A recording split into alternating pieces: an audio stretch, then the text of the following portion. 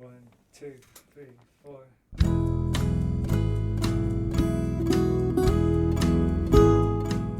Hello, you're listening to the SKYLIT Books podcast series. We are a general interest independent bookstore located in the Los Feliz neighborhood of Los Angeles, California.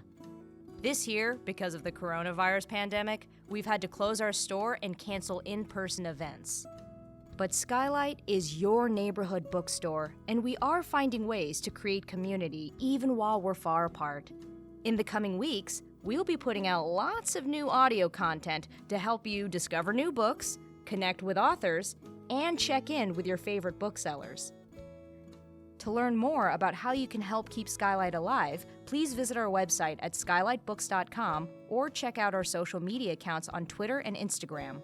You can subscribe to the podcast on Podbean, iTunes, and Spotify. Thank you for listening and enjoy.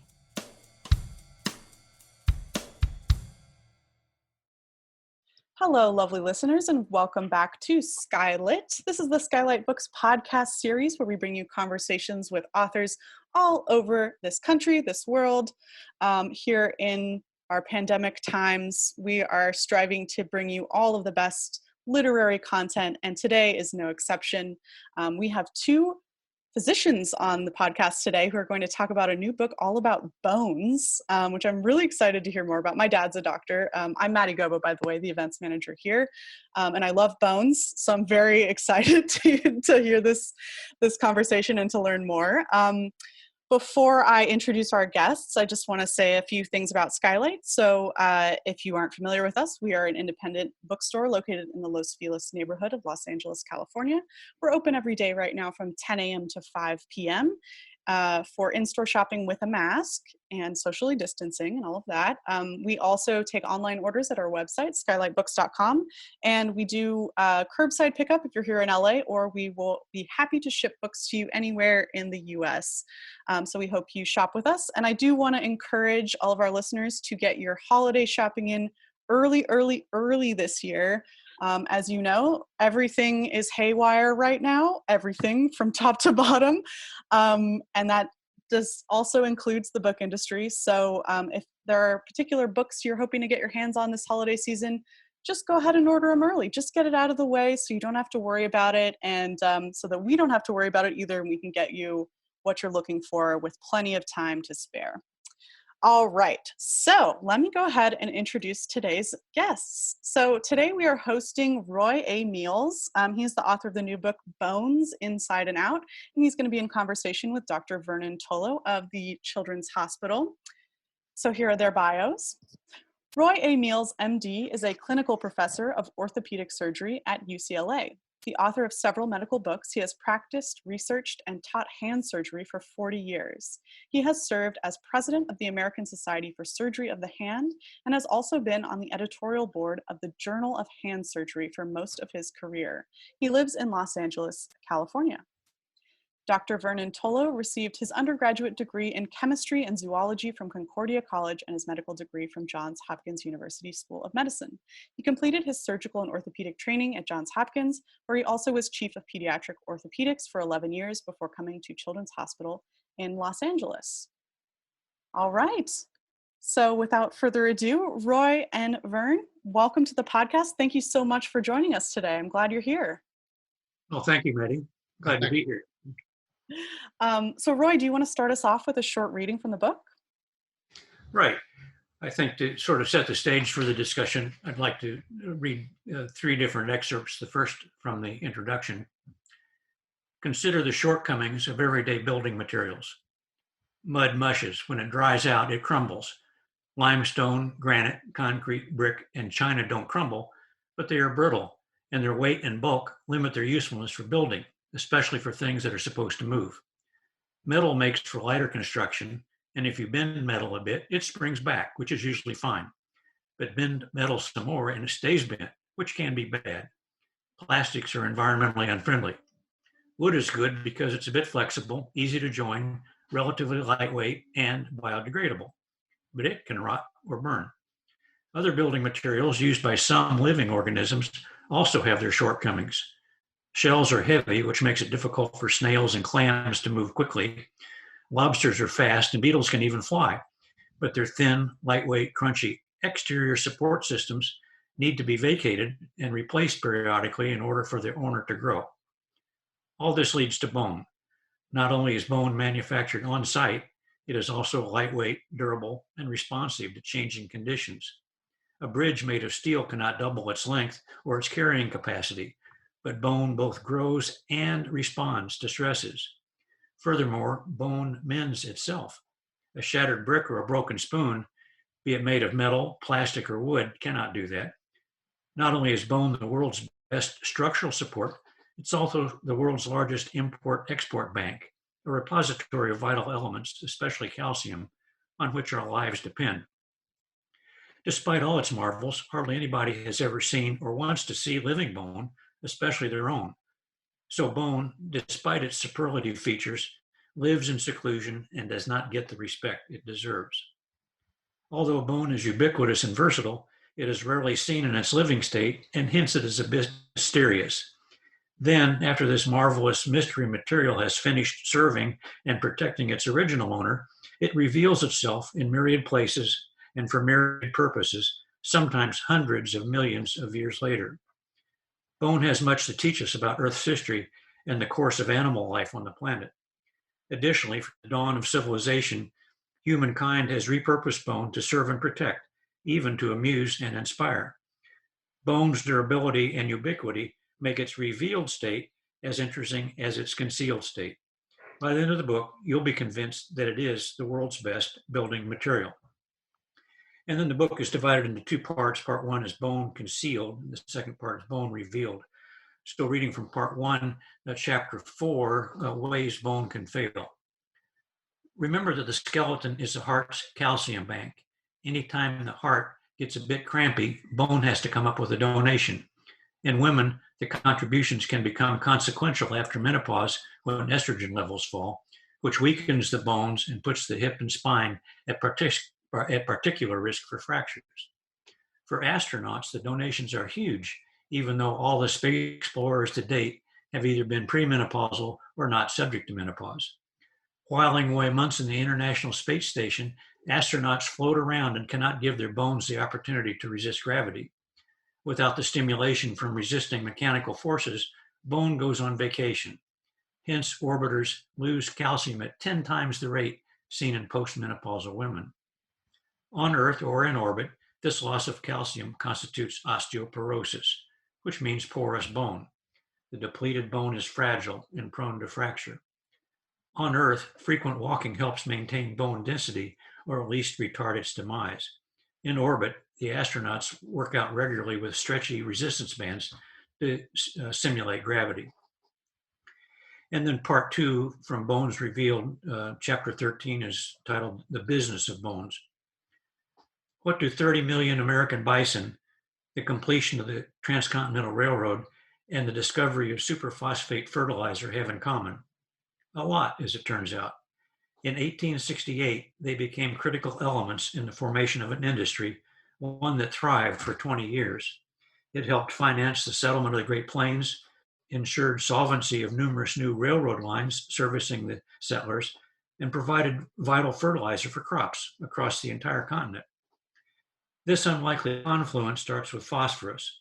Without knowing why, early humans discovered that their crops thrived when they planted seeds into soil containing ground-up bone. In 1840, the answer became clear. Phosphate, the P in the NPK that is listed on every bag of fertilizer at the garden center, is crucial for robust flowering, fruiting, and root growth. Bone is an excellent source of phosphate.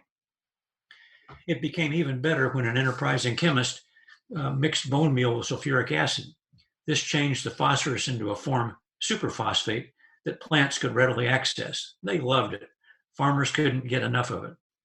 During the same years, pioneers were rambling across the Great Plains with railroads rumbling not far behind them. The Native Americans and the roaming buffalo both proved vexatious to the Western migration, and it became government policy to exterminate the bison as a means of subduing the Indians. Furthermore, the bison herds were collision hazards for the locomotives, which could not stop quickly. It became common practice for hired marksmen to shoot the bison from moving trains. Their hides might be harvested, and the remains rotted in the sun. Over roughly 30 years, tens of millions of bisons were reduced to a few thousand. Bison bones covered the prairie. Wherever a railroad line passed by, it became feasible, actually lucrative, to pick these bones up, load them on a train headed back to St. Louis, Detroit, or Chicago, and sell them to fertilizer plants. The homesteaders benefited, particularly in their first year on the prairie, when they did not have crops to trade for needed farm equipment and food staples. The railroads benefited because the trains brought consumer goods west and would otherwise return empty were it not for the bones. And industry blossomed. A homesteading family could harvest a ton a day. Brokers sprung up in every town along the railroad line. They bought bones from the pickers, stacked them in huge piles, and sent them on their way east with the next passing train. As new railroad lines extended west, new opportunities for picking up and delivering bones within practical distances also expanded. What started as an east-west band across Kansas and Nebraska eventually extended south into Texas and north into the far recesses of Alberta and Saskatchewan. During its existence, bone picking was roughly a $40 million industry at the time, and that would be about $1 billion industry in current dollars. This involved 2 million tons of bones, enough to fill 2 rows of boxcars crossing the continent from San Francisco to New York. By the early 1890s, however, railroads had expanded into all the areas previously occupied by the bison. The prairie had been picked clean and the industry collapsed. Roy, I think that gives us a good sense of the wide variety of topics that you've covered in your book. We've known each other for years, but what motivated you to write this book about bones? Early in my orthopedic surgery career, when you were a resident with me at Hopkins, I first developed a deep respect for bones. Its amazing constitution and the way it grows and heals, and watch the way that our patients heal their fractures, for instance. And it's undoubtedly the world's best building material. In life, it's easily palpable, but rarely seen and grossly underappreciated. So I wanted to extol the many virtues of living bone, which I do in the bones first section, bone concealed. And then when the original owner passes on and bone has a second life, I highlight that in the second section, bone revealed. And here I describe how bone influences paleontology, anthropology, religion, art, popular culture. In short, the inspiration came easily from understanding how bone supports vertebrate life, and then later records Earth's history and human culture. It's undoubtedly the world's best building material. Yeah, I know you've been giving lectures on bones for some time now, but how long has the actual book been in the making? Did it just start in the last year or two? Yeah. I've been doing this for a while. I surprised myself. I was looking through some old computer files the other day and found an outline in the computer from 2012. So I'd begun to organize my thoughts at that point. And then actually I completed the outline and drafted a proposal and started conservatively researching the material 4 years ago, and then acquired an agent a little over 2 years ago, and then signed on with the publisher, W.W. Norton, about 1.5 years ago. What was the hardest part about writing this? Is that you've got a lot of references in the book, and it looks like you've gone through the paleontology literature, which I know I am not very cognizant with. Well, the research was all fun, but then I had almost 400 references, particularly in paleontology and archaeology and topics that I wasn't immediately familiar with. And then the publisher's style for these references was one like I had never seen before, and was very awkward and tedious to format those references into the publisher style. I suppose if I'd had a secretary or a minion like famous authors do, then I would have had them do it. So the references were no fun, and then also it was tedious obtaining the permissions. I have about 150 images in the book, and so obtaining permissions from the copyright holders around the world required some hammering by email. Well, I think it's really nicely done. You have a lot of references that people can allude to, but it doesn't detract at all from the flow of the book. As in some books, I'm always looking at the bottom of the page to see the references and where they're coming from. But yours moves along really nicely, and so I think you've handled that part really well. Well, thank you. I basically just wanted to tell a story, and if people wanted to see the background material, they can go to the back and find it. So in the first section, you write about living bone. I like your analogy that you have to the bankers and the use of a bank, and that the calcium is the money, the directors are the vitamin D, the regulators are the hormones, and their own Federal Reserve Bank is our parathyroid glands. And then you even go on to use the analogy a little further with the robbers being those that take bone away. So I think that's a good way to explain this. But, can you tell the listeners what bone is made of and what makes it so special? Well, I think if I stopped somebody on the street and said, "What's your image of bone?" I think oftentimes it would pop into one's head of seeing a cow's skull desiccated and dry on the desert, and that certainly we orthopedists know that it is far more than that. It is living tissue.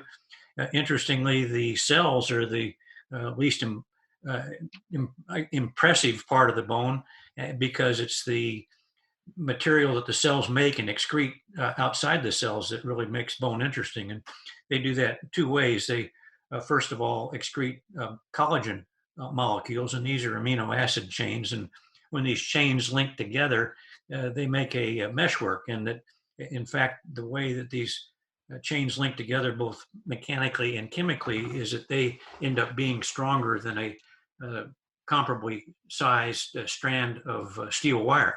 So they're incredibly strong. They're a little bit stretchy. And then on this meshwork of collagen fibers is deposited a calcium crystal.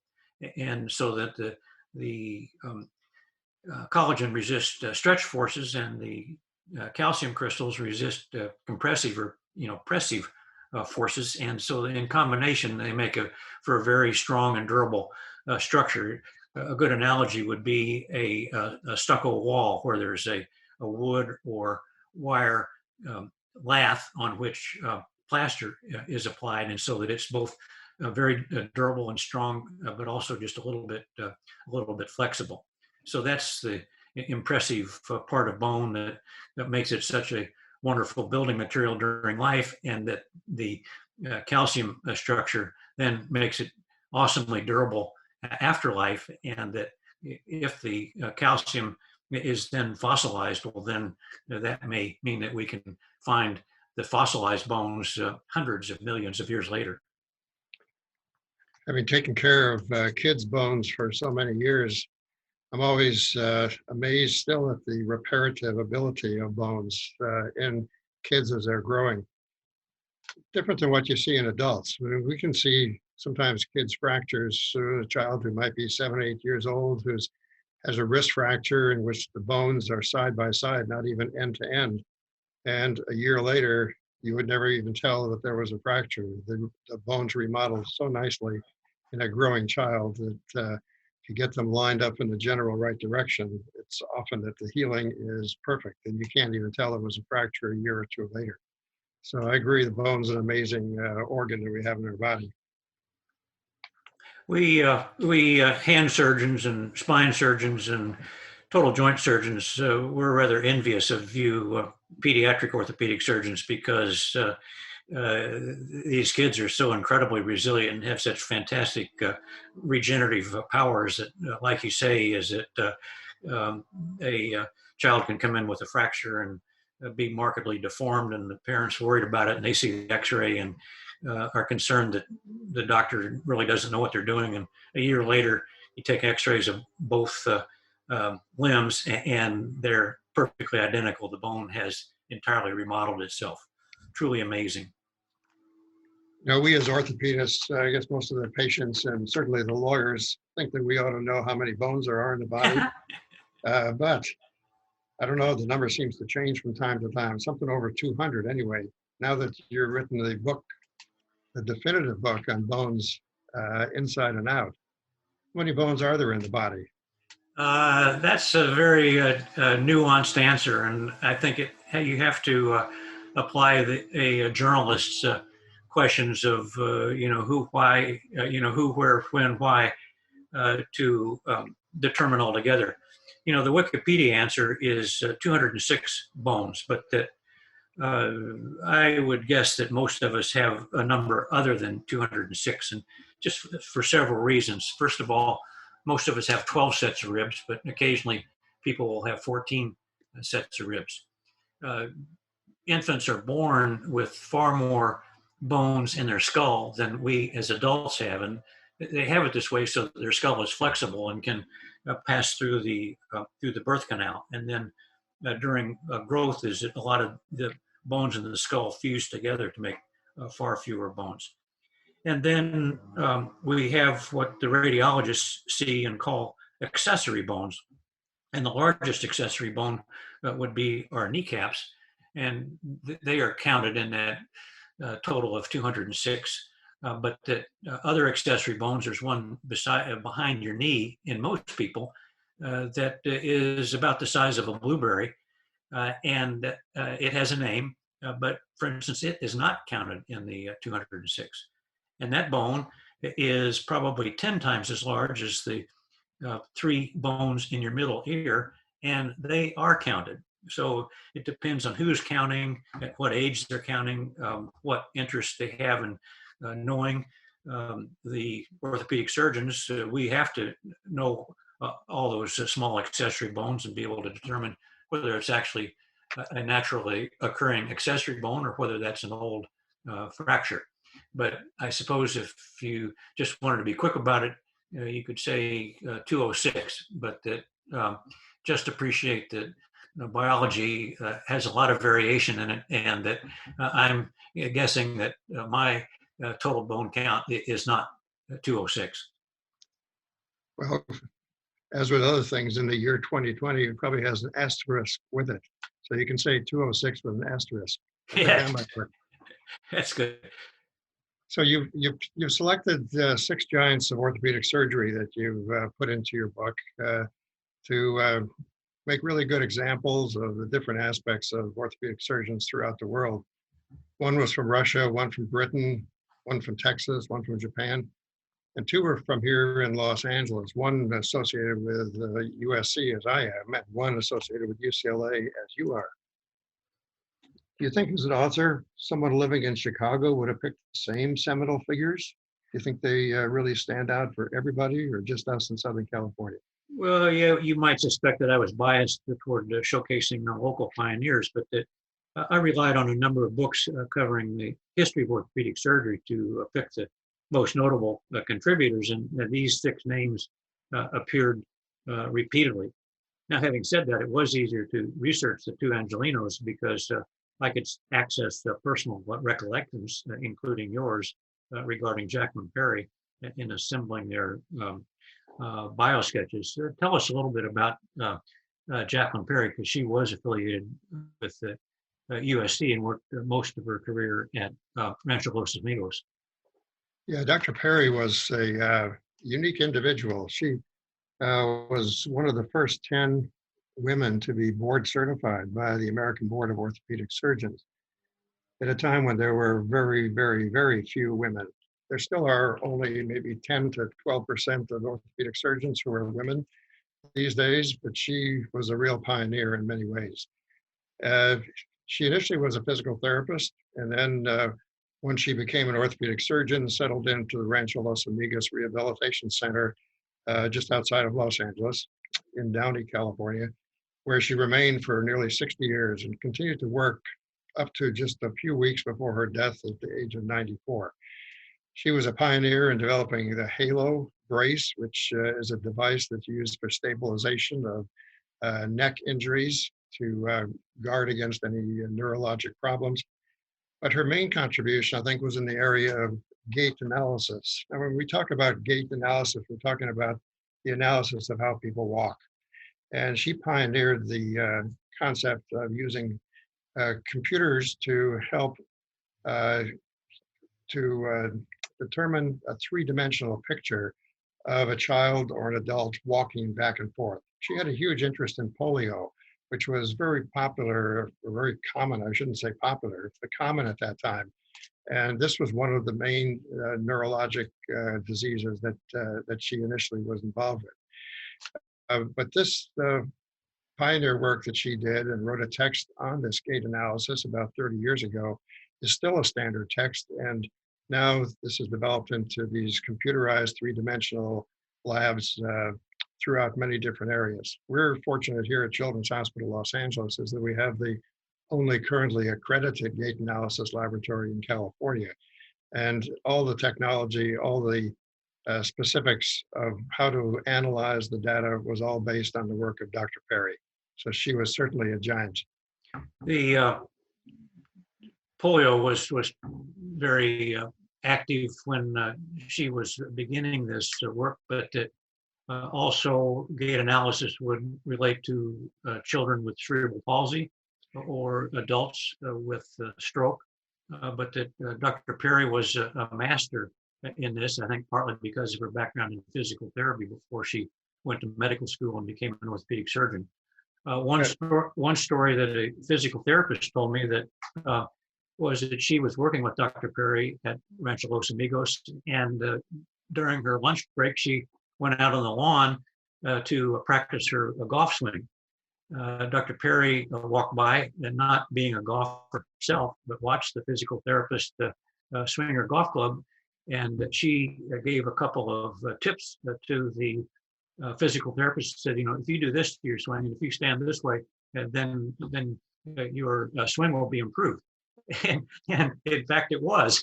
Although Dr. Perry had never played a round of golf in her life, but that she understood the movement of the human body and the balance and the coordination to be able to analyze somebody's golf swing, as well as being a world expert in gait analysis. Yeah, she was unique, and I wish I would have known about that story when she was living. I could have helped her or gotten her help to help my golf game.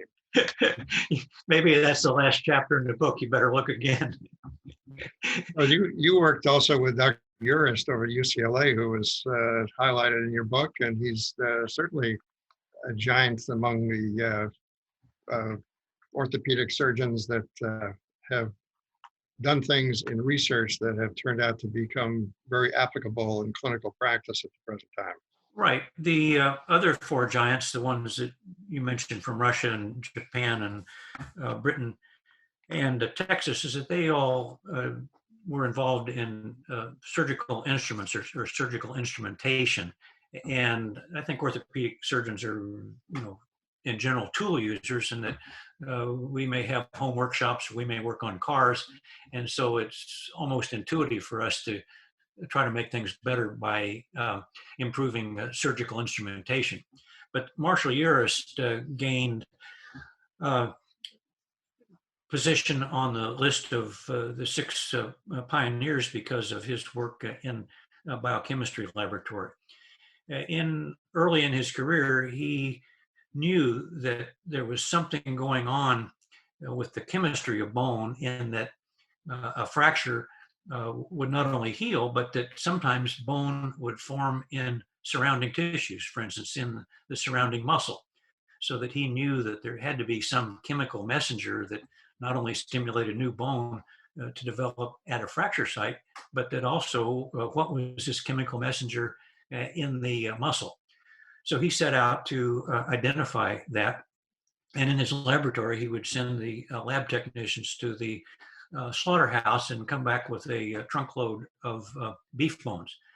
They would clean them and then grind them up and remove the collagen from them, and then purify the rest of it. And they would start with about 200 pounds of beef bone, and then at the end of the purification process would have a small fleck of white powder in the bottom of a test tube. And then when they would dissolve this white powder and inject it into muscle or into brain of an experimental animal or bladder or any other tissue, is that lo and behold, a bone would form in this position. So he called this bone morphogenetic protein. In other words, a protein that would make bone in in strange places. One of the interesting stories that I got from his son, and both Vernon and I know his son, who's a thoracic surgeon and spent time with us at Hopkins. But I called Marshall Urist's son when I was researching Marshall Urist's biosketch, and said, "You must have an interesting story to tell me about your father." And he said, "Well, yes, this is probably the best one, is that the lab tech was preparing a batch of the bone morphogenetic protein, and it was Friday afternoon, and he wanted to leave for a camping trip. And so rather than finish the process, he placed the containers in the refrigerator and left for the weekend. Now, normally this stage in the purification process was done at room temperature. And so when he came back on Monday morning, he took the container out of the refrigerator and continued the processing. And lo and behold, is that this batch produced much more bone morphogenetic protein than the ones that had been produced entirely at room temperature. So that was just a serendipitous event that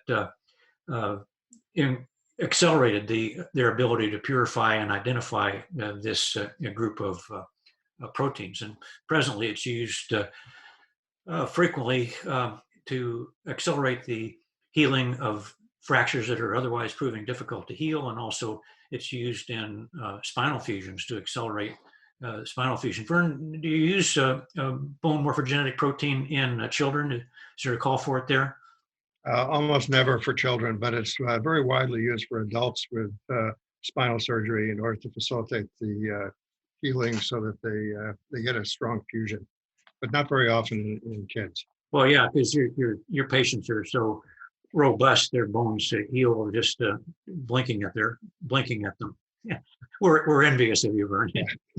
One of the other giants that you mentioned is Professor Elizarov, who's not from Southern California, but from Siberia. And he did develop instrumentation, as you said, but he also added some other science to it as far as lengthening of bones, which is kind of a unique thing that's done in growing bones, not much less often in people who are done growing. But he just figured out that if you put this device on and then lengthen only 1 millimeter per day, so very, very small amount, that was enough time for the bone and the body to stimulate some bone formation, that as you then lengthen the leg, that the healing of the bone kept up with the lengthening to form a bone the same size as that which you had above and below where you're trying to lengthen. That was a big contribution as well. And Dr. Elizarov, I think, should have credit for figuring this out and how best to lengthen bone, which we still do today in circumstances where growth is abnormal or bad injuries have occurred or someone is born with a congenitally short bone. Part of the story I like about Elizarov is that he was basically sent to Siberia to some general hospital, and there were lots of, this was right after World War II, there were lots of war injuries out there, but that supplies were very spare, and that he had all these complex non-healing fractures to deal with. And so he devised this external frame, basically was putting pins through the bone that protruded out through the skin and then attaching these pins to a frame. And then the frame had a threaded rod on it. And as Dr. Tolo mentioned, is that then this frame could be lengthened about 1 millimeter a day. But that he was short of supplies and had no pins. And so, enterprising soul that he was, he used bicycle spokes. And these served nicely. And that he sort of thought of his whole device as the bone being the hub on the wheel, and then the spokes being the pins that then supported the hub to this outer frame, which could be lengthened. He, not coming from Moscow, was discounted and disdained for many years, and ultimately he obtained some recognition in the West because you may remember that Valery Brummel was the Russian who won the high jump, and I think he was probably the first person to high jump over 7 feet. But that after he won his Olympic gold medal a year or two later, he had a bad motorcycle accident and had a non-healing leg fracture. The surgeons in Russia threw their hands up after multiple attempts to heal it, and so that he went off to Siberia to have Elizarov take care of it. And lo and behold, Elizarov got it healed, and much to the surprise of the Russian, the surgeons in Moscow, and that he did go back to high jumping, but never jumped more than 6 feet 8 inches after that, if you can believe it. If I'd like to jump 6 feet under any circumstances, but that basically Elizarov made lemonade out of lemons, and every orthopedic surgeon in the world knows his name today, not only for healing fractures, but as Vern mentioned, also lengthening bones in markedly short people. A lot of the listeners probably have some interest in osteoporosis, Roy. Did you touch on this in your book as well? Yes, indeed. I mentioned in the reading that osteoporosis is just porous bone, and I describe in detail both the chemical and mechanical nature of bone, and also to help people understand it, I include both microscopic and radiographic images of normal bone and osteoporotic bone. But that basically, if you think about the interior of bone being sort of sponge-like and web-like, is that osteoporosis makes it look like moths have been in there and eaten much of the little bone bridges away.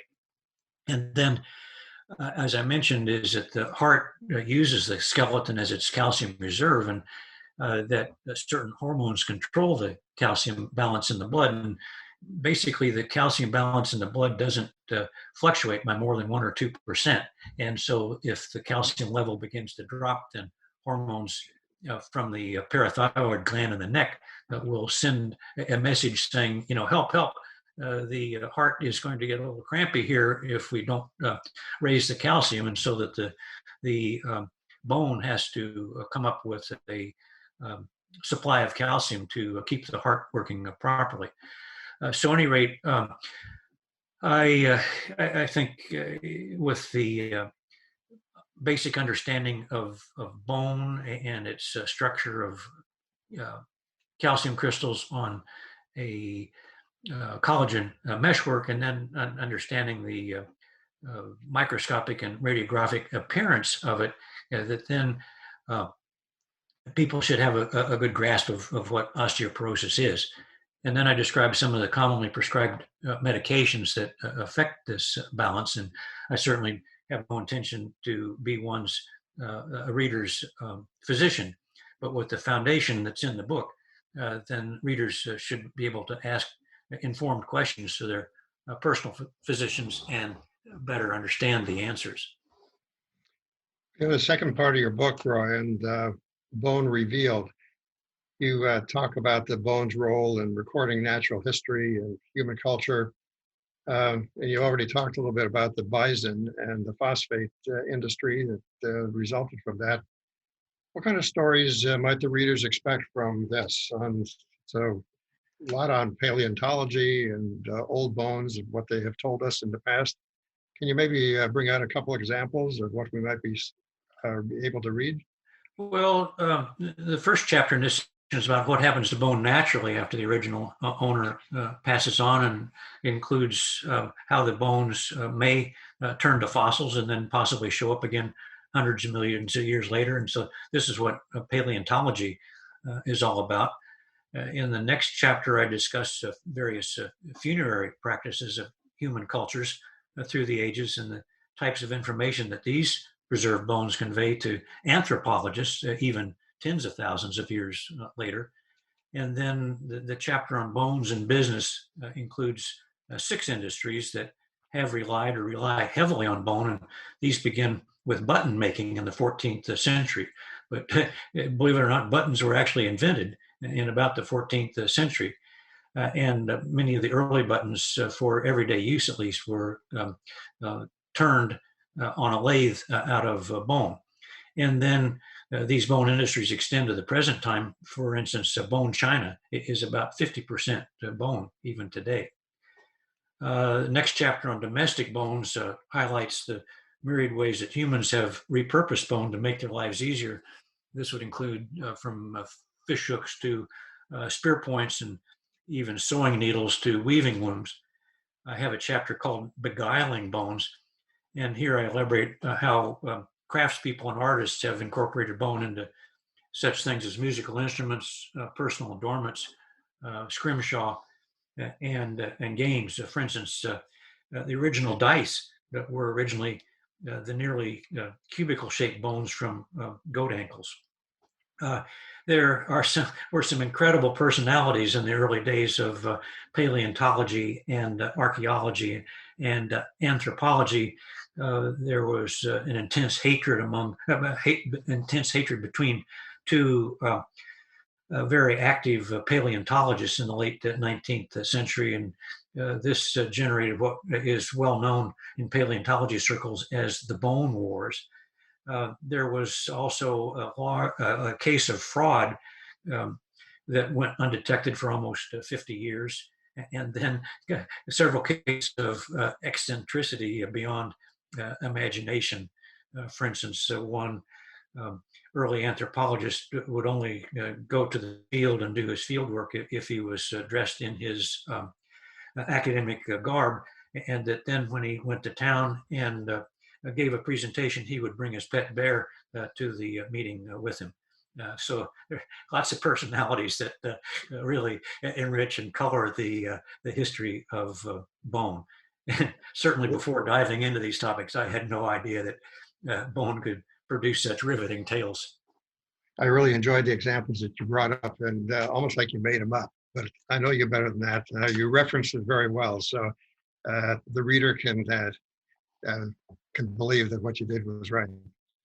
So what's next for you? Going to write some more? Oh yeah, no, authors need to write, and I proposed a middle grade children's version of Bones to whet their interest in STEM topics: science, technology, engineering, and mathematics. And in some ways, I'm anticipating it's even going to be better than the current book, because I think children in particular have a hard time grasping long spans of time. And so I thought about this for a while, and I've in the book proposal, I have described a time with each year relating to a single Cheerio. And so, for instance, orthopedic surgery developed about 140 years ago. And so that's equivalent to a juice glass filled with Cheerios. And that Lucy, our ancient ancestor, lived 3.2 million years ago. And so 3.2 million years ago is the equivalent of 6 bathtubs filled with Cheerios. And so I'm going to make the book fun for them and really get them excited about STEM topics. Well, knowing what you do now, would you do it again? Oh, absolutely. I've learned so much and had such a great time organizing this material and trying to make it interesting to a general readership, regardless of whether their special interest might be in natural sciences or art history or archaeology or popular culture. Is it bone touches it all, and that it is undoubtedly the world's best building material. It always has been, it always will be, and it's been a thrill to have the opportunity to showcase it. Yeah, you've done a great job. I thoroughly enjoyed reading it, and look forward to your future work in the area of bones. Well, thank you, Vern. I appreciate the interview today, and appreciate your lifelong friendship and support through all aspects of my career. All right. What a fantastic conversation. Thank you both so much for taking the time today. I learned so much. I hope our listeners did too. Roy, thank you again for all of the great tidbits and trivia. I think there's so much in this book that is perfect for the month of October. Absolutely. And I hope our listeners check it out. So again, the book is Bones, Inside and Out. The author is Roy Meals, and he was in conversation today with Dr. Vernon Tolo. Roy and Vern, thank you again. I hope you have a great day, and just wanted to say we had a blast having you on here. Okay, thank you, Maddie. Thank you for listening to the Skylight Books podcast series. Please don't forget to visit our website at skylightbooks.com and make sure to follow us on Twitter and Instagram. Also, don't forget to subscribe to this podcast for more author talks and bookseller conversations. You can find us on Podbean, iTunes, and Spotify. Stay safe and healthy, and we hope to see you back in our store soon.